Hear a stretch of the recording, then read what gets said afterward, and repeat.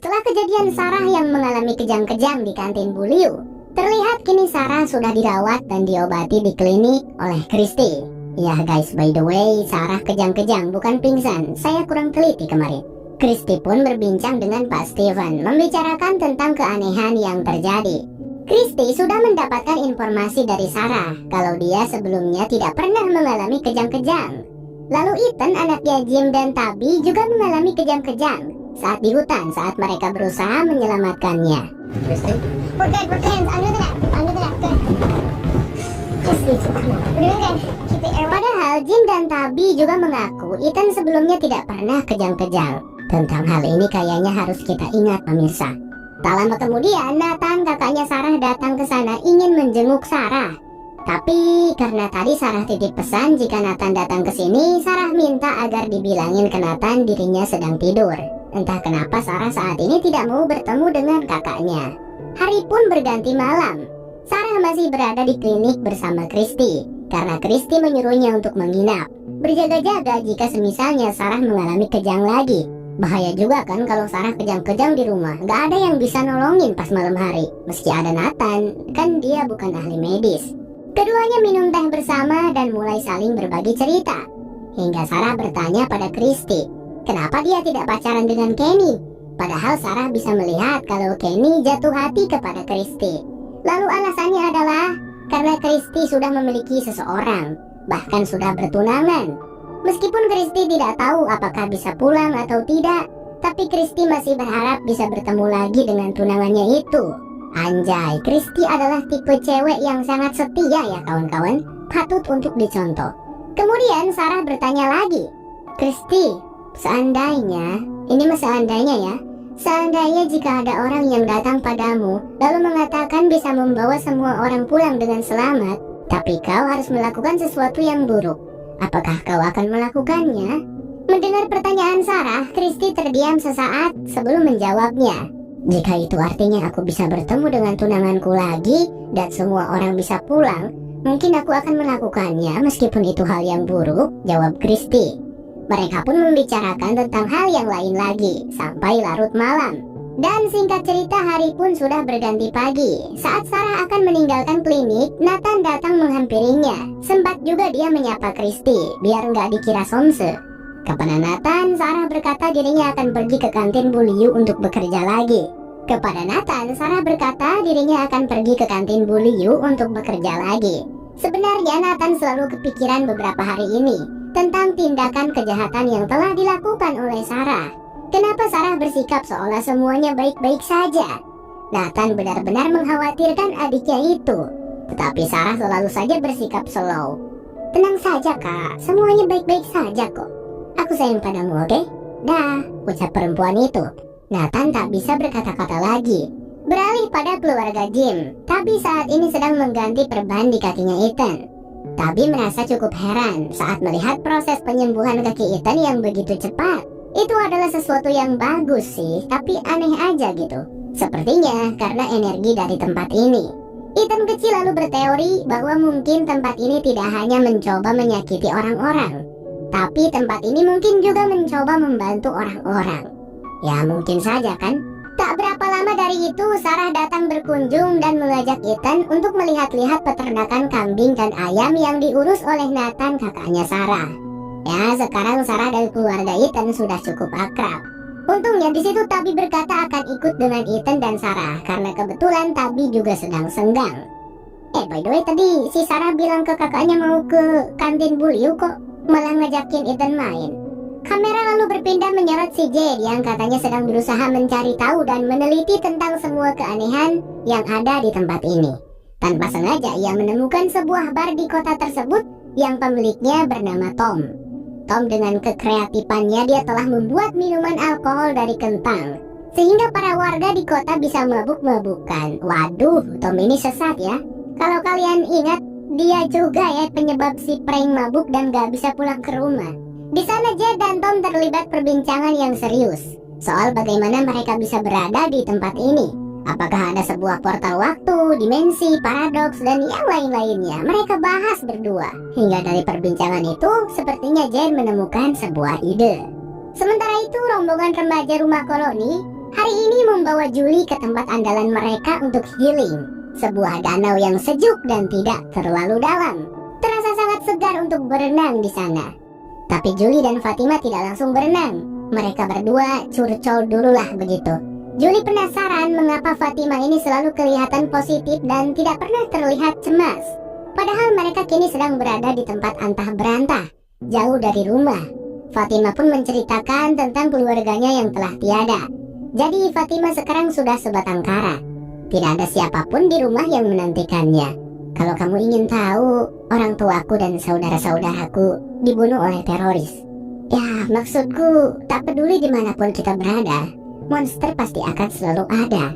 Dan aku sudah berjanji pada diriku sendiri bahwa aku tidak akan membiarkan para monster manapun menakut-nakuti hidupku. Hidupku haruslah penuh dengan kebahagiaan. Aku tidak mau ketakutan mengganggu hidupku, ucap Fatima. Pak Stephen pun kembali disorot lagi. Saat ini ia tengah mengunjungi makam mendiang istrinya yang bernama Abby. Selama ini kita dibuat bertanya-tanya kemana gitu istrinya Pak Stephen. Ternyata sudah meninggal, guys. Pria parubaya itu nampak sangat merindukan sang istri. Ia di sana bercerita tentang semua hal kepada Abby, tentang semua unek-unek yang dirasakannya. Seakan-akan sosok Abby sedang berada di sampingnya mendengarkan. Got to swing big, baby. But see, babe, I just need a little help here. Come on. Kemudian Pak Stephen mengungkapkan bahwa dirinya memiliki sebuah rencana yang gila yang mungkin bisa membawa semua orang pulang. Rencana gila ini tentu saja sangat berbahaya. Tapi entah apa rencananya Pak Stephen, kawan-kawan. Sementara itu di saat yang sama, Nathan tampak sedang mencari-cari Pak Pendeta Nielsen. Tapi di gereja tidak ada. Untungnya Nathan akhirnya bisa menemukan si Pak Pendeta di padang bunga. Pria itu tengah bermeditasi. Alasan Nathan menemui Pak Nielsen adalah untuk menceritakan tentang tindakan jahat yang telah dilakukan oleh adiknya. Ia tidak tahu harus bercerita kepada siapa selain kepada Pak Pendeta Nielsen. Mendengar cerita dari Nathan, Pak Nielsen tentu saja sangat terkejut. Ia langsung mengajak Nathan untuk kembali ke kota karena takutnya Sarah akan melakukan sesuatu yang lebih buruk lagi. Sarah sendiri saat ini tengah bersama dengan Tabi dan Ethan di peternakan. Ethan sangat senang sekali diajak ke sini bisa bermain-main dengan hewan.